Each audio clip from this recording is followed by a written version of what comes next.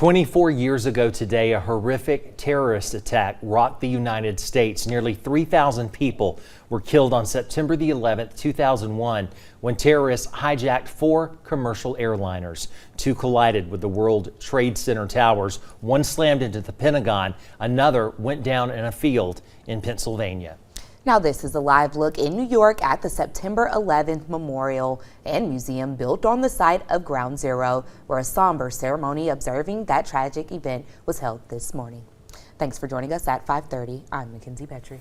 And I'm Greg Lloyd. Today we had the chance to speak with Albany residents about what they were doing on this day 24 years ago.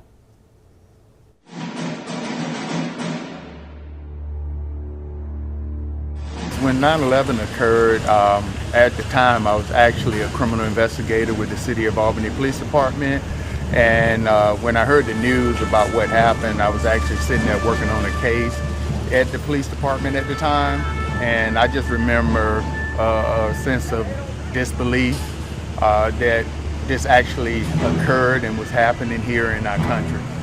The sense of loss of a lot of lives, all of the first responders that was responding to the incident in itself.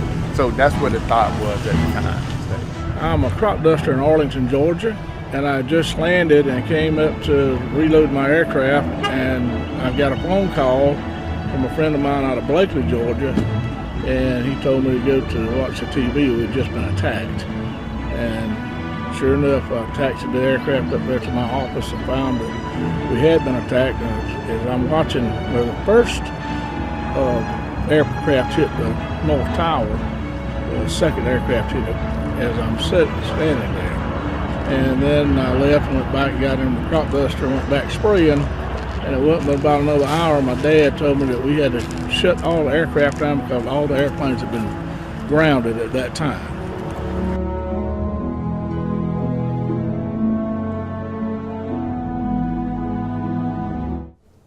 Now, many new safety protocols were implemented following the terrorist attacks.